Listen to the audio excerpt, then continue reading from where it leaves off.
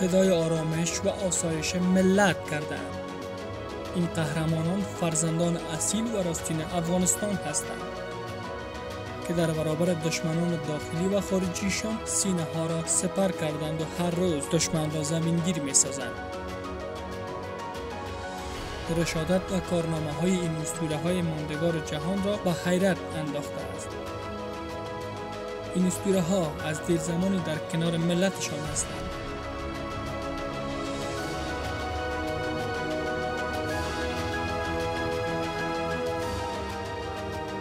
و برای همین مردان با عزت و سرافراز فداکاری می کنند.